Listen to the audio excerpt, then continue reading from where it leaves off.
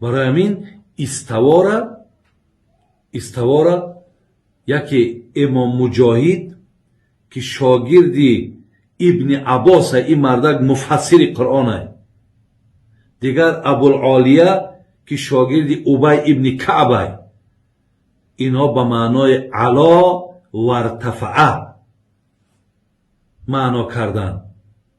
بینین؟ یعنی به معنای علا و ارتفعه. اینا تعویل میکنن. این آیت تعویل میشود برادر عزیز، به معنای استقره نمی رود، به معنای قرار گرفتن نمی رود.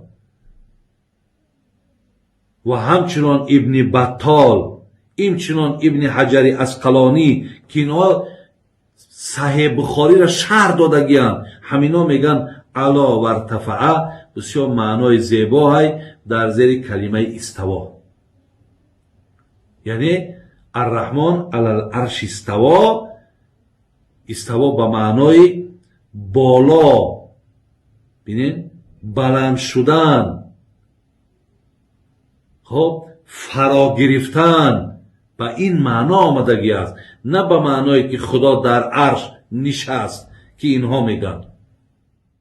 علیکم السلام و رحمت الله و برکاته. فضل الرب عزیز. دوست عزیز، کاملا در اینجا حاجی مرزا خدا جزای خیرش بده تفسیر سلف امت را بیان کرده. در اونجا اون تفسیر یک تفسیر صحیح است، کاملا صحیح و منهج سلف این است، علا و ارتفع کاملا. یعنی اصلا این همون چیزی است که اهل سنت میگوین بدون استثناء. تفسیر کاملا صحیح و درست. نگفته می شود خدا بر عرش استقر، هیچ کسی این چنین چیزی نگفته. استوى على العرش یعنی ارتفع و علا، معنیش کاملا درست و صحیح بدون هیچ گونه تأویلی. یعنی پروردگار بالاست، مرتفع است، یعنی بالاتر از عرش است، یعنی از بر تمام هستی، از تمام هستی بالاتر است. منظور همین است و معنی کاملا درست و صحیح و منهج اهل سنت همین است. خلاص ما از سخنهای جناب شیخ عبدالله حرری علی قاری فهمیدیم که دست برداشتن طرف آسمان این معنای را نداشت که الله در آسمانه. میگم ما این عقیده را نداریم که ذات اقدس الهی در آسمان سکونت داشته باشد. فضل الرب جان درسته. من حرف آخرش رو گوش نکرده بودم، من همون ابتدا را گوش کردم، همون قسمت اول که گفت علا و ارتفع، این کاملا درسته، ولی حرف بعدیش آخرش متناقض است. انگار خودش هنوز متوجه نیست که معنی علا و ارتفع یعنی چی. دلیل بر این است او در تفاصیل اینو دیده ولی هنوز فهم نکرده که این علا و ارتفع به همون معنی میرساند که پروردگار در بالاست. این دیگه نشانه نادانی این شیخ است. البته بهتره که اینو نگویم، ولی به صورت نشانه این است که مطلب را درک نکرده، یعنی حرف اول و آخرش با هم تناقض دارد.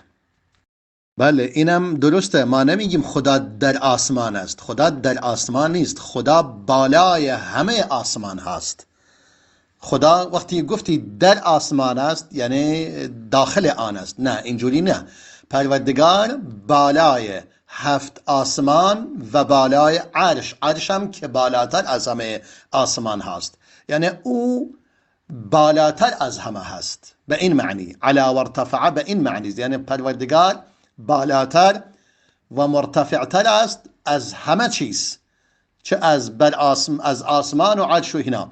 این که می فرماید امنتم من فی السماء ان یخسف بكم الارض، آیا شما امین هستید از کسی که در سما هست؟ سما یعنی چی؟ علو، چون سما از ریشه سمو و سمو به معنی علو هست، علو بالا. علیکم فضل رب جان. هیچ مشکلی نیست، یعنی این قضیه مسلمانان را به گونه‌ای به خود مشغول می کند که از هیچ چیزی دیگری مشغول چیزی نباشند جز این مسائل کلامی. این بیش گفته می شود مسائل کلامی. علمای کلام در این زمینه صحبت کردن در مورد چگونگی ذات و صفات پروردگار. این چیزا ما باید از آن سکوت کنیم. این مطالب اصلا بحث نشود و شما هم به آن دامن نزنید. بله این دارد میخواهد خودش ازش یعنی متوجه نیست که چی داره میگوید. از یک جهت تفسیر سلف را می آورد علی و ارتفع، از یک جهت داره اون را انکار میکند. یعنی خودش در واقع در یک تناقض گیر کرده که نمیداند که چگونه این وضعی مسئله را جمع و جور کند.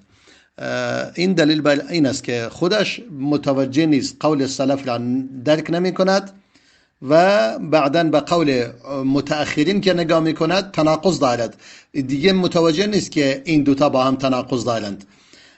به هر صورت این قضیه را رها کنید و این شیخ هم به هر صورت خدا حفظش کند، آدم بدی نیست، انسان بدی نیست، ولی به هر صورت یک مقدار تعصب شدیدی دارد، تعصب دارد.